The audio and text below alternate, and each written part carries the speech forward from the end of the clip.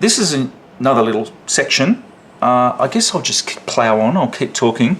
This is another area which is basically related to language literacy and numeracy needs, and some of your learners may have some of those needs. Now, this idea of learning skills in application is basically, instead of going through an English spelling test, or, you know, that's can be quite abstract sometimes.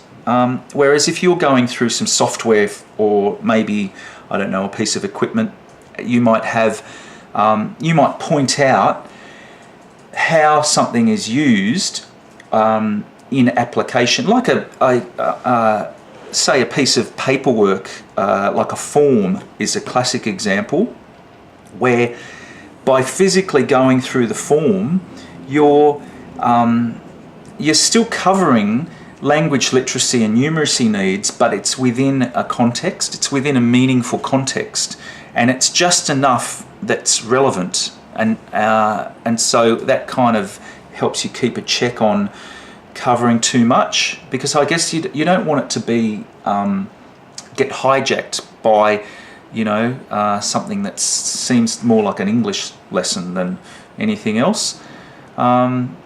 And I mean, this can tie in with note-taking as well. If they have a little notepad or something and they're doing something, applying a skill, they might just write down some key terms or something like that, you know, that helps to support something, some jargon that they might be introduced to. Using mentors to demonstrate the application of skills is a good idea, in that they're modelling the behaviour. So if you have someone like someone that is a subject matter expert about using microphones and installing them, you might have a brief word to your person, that your microphone audio technician, and encourage them to just articulate all the kind of XLR cable. This is this, like it's naming the terms. It's kind of incorporating the language literacy and numeracy into their sentences while they're demonstrating. And so if you've got a one-on-one with a mentor, that can be taken further. Like it's a really powerful way to apply or address these sorts of needs. Constructive feedback is good, because basically somebody that might be struggling with language and, you know, sentence construction, for example, or even adding up, if you can ask them to do it, maybe like how many files can fit on an 8 gigabyte SD card, and then get them to have a go, some simple maths, and then just say, well, yeah, you've got most of it, but I think you're a little bit over. So it's like a bit more, if you're just conscious of constructive feedback, can go a long way, because it can help learners overcome kind of like a hurdle, emotional hurdle. Maybe they're not confident in using their language. This is definitely the simple version that I'm going through. It does get a lot more complicated. This is an important one if you're trying to address accreditation, like if you're doing a course or a unit that's being assessed and they're going to get a qualification or something like that. Sometimes trainers do too much assessment. They put too much literacy or numeracy. The learners are being asked to do too much, basically.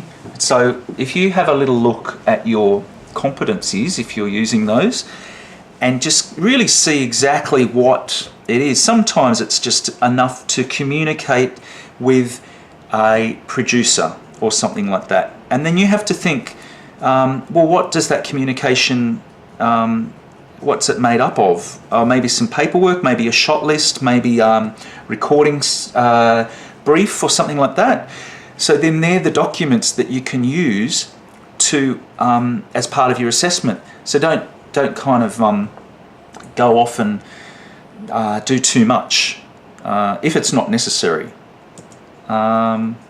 demonstrate application and provide opportunities for practice. I guess that ties in with one of the previous points, where if somebody's just given, maybe if it's filling a form in, how to fill in a form, and it's getting them to practice their language skills. If they're given the same form in a different context, then it gives them an opportunity just to go over that again. And I mean, some learners won't need that. Some learners will resent it. But those learners that have language and literacy needs, I think if it's framed in an appropriate way, they will appreciate the opportunity just to kind of go over it. Or maybe if you give them some paperwork and they can take it home or something. And then that goes for or any sort of practicing of software. Maybe they can download a demo version and just go over it, and looking at the menu items, just so that they can do it in their own time or something like that. This is a word, scaffold. Everyone knows what a scaffold is when you are constructing a building.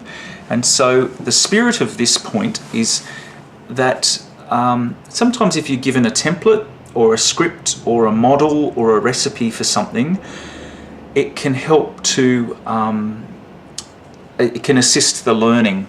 I mean, a really simple and obvious scaffold or template is if you have maybe if you have a schedule, a shoot, and you've got all the different pieces of information on that shoot, and then you have, like the fact that there's fields to fill in, that makes it a lot easier for someone that might be struggling with their language, because they're not starting with a blank piece of paper. They've got the structure already, and that structure can be very reassuring. And then after a while, they may have so much confidence they can start to create their own version from a blank document using Word or something. And so I guess it depends on what the learning outcomes are or what the competencies are, but just as a general approach, this sort of idea of support and a template can go a long way. That might be a printed kind of thing or an electronic document, or it could be some sort of a workflow that's kind of they can refer to and they're filling in information. It's pretty open.